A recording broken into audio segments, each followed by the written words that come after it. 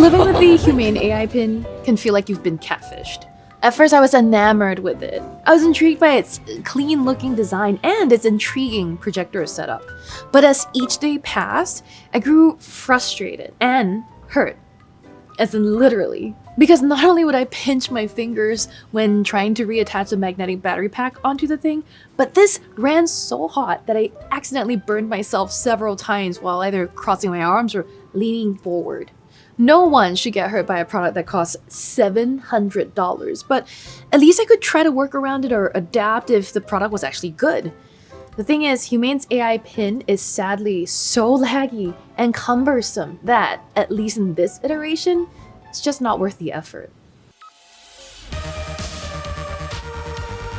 So just like it is when you're dating someone new, the introduction is often just so new that you overlook a lot of the underlying faults. I'll admit I was a little superficial. I liked the thing for how it looked. The creators of the Humane AI Pin were former Apple engineers and staff members, so there's a lot of Apple's design language going on here that I feel very drawn to.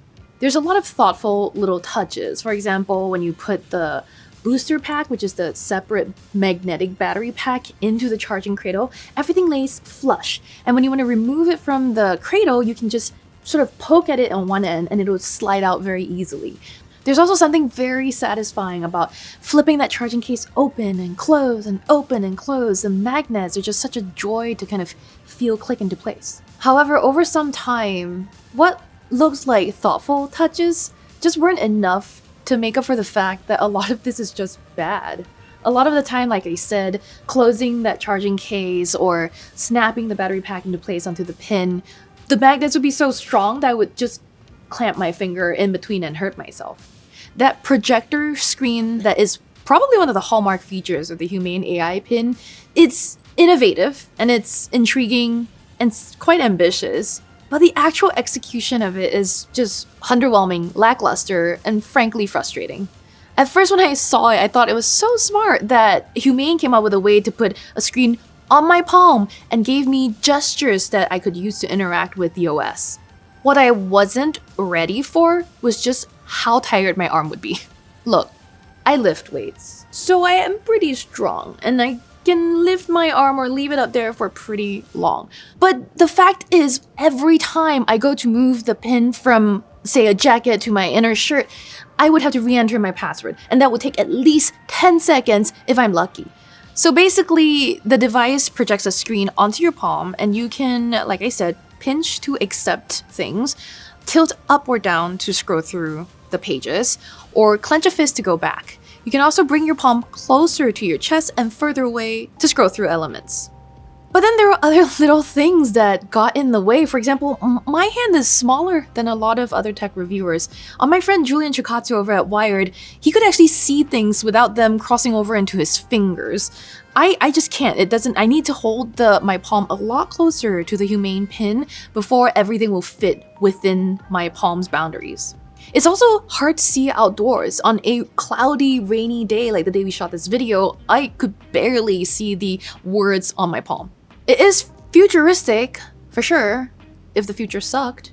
Another thing that I thought was quite smart and thoughtful that Humane did was to build most of its OS onto a web app, something that you can access through the browser on pretty much any device, making it quite platform agnostic. The problem is there's very little you can actually do both with the pin and with this interface. You'll have to click either the bottom right little circle or the bottom left little circle to look for the settings of your device, and even then you don't get all the settings you really want. A lot of the things you really want to tweak for the Humane AI Pin are built into the OS on the device that projects onto your palm, so you will still have to wave your hand in front of it forever to get something like Wi-Fi turned on. It seems like every step along the way, Humane knew something would be difficult to do without a screen and came up with some sort of method to give you a shortcut, but it didn't think things all the way through. For example, to connect to Wi-Fi, you're lucky if you're connecting to a public Wi-Fi with no password. Doing that via the PIN is the easiest way. But say you want to go into a password protected one. Typing out a Wi-Fi password via the PIN is not only a pain, but near impossible.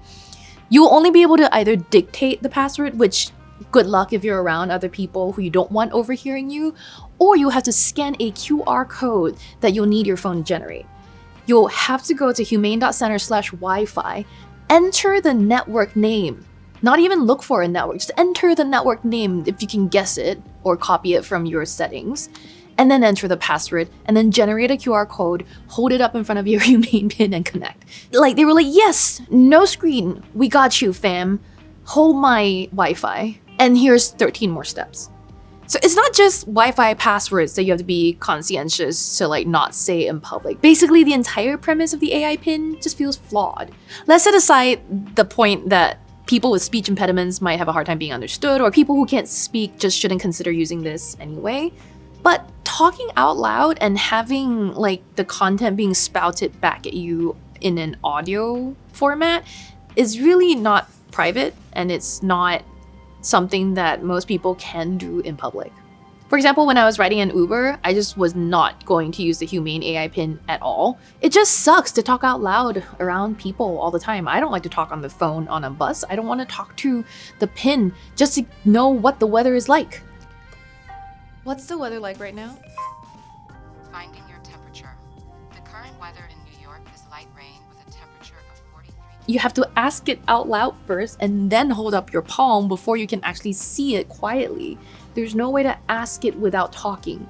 Then there's the fact that the whole thing is predicated on you wearing garments, right? So if you're, say, naked, cool, not wearing this. But also, when it's cold out and you've put your AI pin on the outside because you want to be able to see the projector screen, then when you go inside and take off your jacket, you have to move it to your other piece of clothing. If you go out again, you have to put your jacket on again and move the AI pin again. This, once again, wouldn't be such a huge issue if not for the fact that every time you switch where the AI pin is worn, you have to re-enter your password to unlock the device, which means holding your palm out and pushing it further away or back and further until you submit the pin. No! It's just another example of a thing that like works, and it's working to counteract something that was a problem caused by its existence in the first place, but then just is so cumbersome that you wonder why it even had to be a thing. Another thing Humane did was to build a bunch of different accessories so you can wear the AI pin everywhere you go, whether it's just outside or your office or the gym. But should you choose to wear it to the gym like I did, you will find that there's a lot of actions that you don't want to do. For example, a sandbag clean just wasn't something I felt safe doing because I thought the whole thing would dislodge the AI pin when it pushed into my chest. Now, of course, my experience with the AI pin is early. This is a first iteration. There have been some software changes over the days that I've had the device that has improved some parts of it. For example, the music playback just wasn't working the first few days, but then after some time did work. The problem is, right now, you'll only be able to use it with Tidal. Of course, the world's most popular music streaming service, right? Also, like I mentioned earlier, this thing just runs really hot, and at least 5 times in the first 2 days I've had the AI pin, it said that it was running too hot and needed to shut down. So there were like a lot of times when I just couldn't test the thing. Not to mention burn myself. I really wanted to like the Humane AI pin. I was ready to throw down my own money to buy it. But at $700 and $24 a month for the AI service and the wireless service, which by the way is capped at 4G LTE and not 5G, that's too much money, not just for a first-gen device that can't even really replace your phone, but also for a product that burns you. Also, using the Humane AI pin just makes me feel dumb. I look stupid wherever I go, and I don't get my questions answered. I can't imagine a world or a use case where someone would prefer this over what already exists. Humane was very ambitious when it pitched this product, and it wanted it to be your second brain, and there is some value there. But it also encounters problems that Apple and Google have already solved with their respective voice assistants. And while Humane might have a winning product on its hands if it manages to solve those problems, I just don't think it has the time. Make sure you head over to Engadget.com for the full review to see things like battery life, camera performance, and more. And until next time, stay hot!